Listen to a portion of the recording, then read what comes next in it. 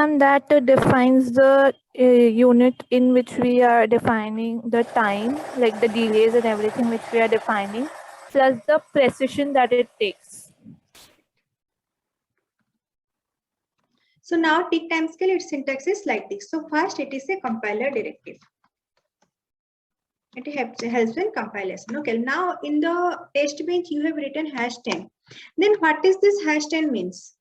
10 nanosecond, 10 millisecond, 10 picosecond, what is? So it this will be 100 nanoseconds. Yes, this #10, it depends on this 10 nanoseconds. So here #10 means 10 into whatever the time unit you have given here. This indicates the time unit. Okay, so now why this 1 picosecond is used? 1 picosecond, it is that the small precision, ma'am. Yeah, the smallest precision it can show. It is the smallest time delay possible.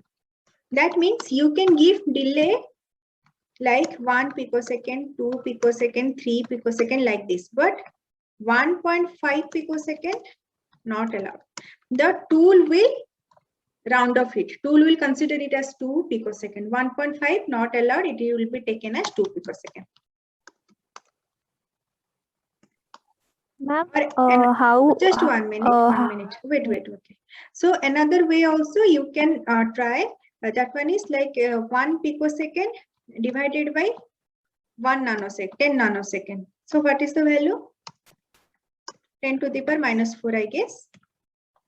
So that means after decimal, up to 4 point delay is taken. Others round up. Like if I'm writing has 3 points, this delay, then how this delay will be taken?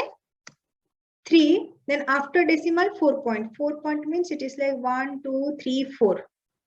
So it will be 6, 7, 8, 8. 3, 6, 7, 8, 8.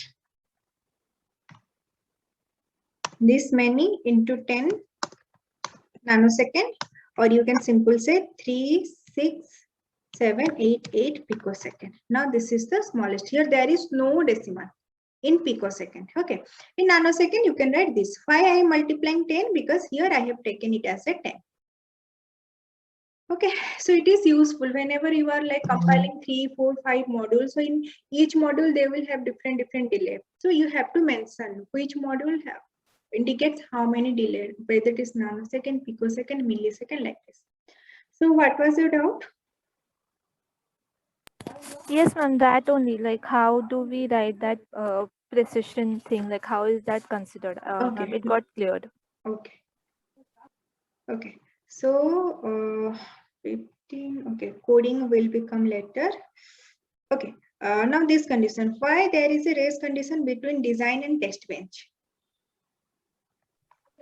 Ma'am, whenever we in the sensitivity list, we do not include, like when we're writing always block, and we do not include the if we miss one of the inputs, then Okay. at that time. Okay, first tell me.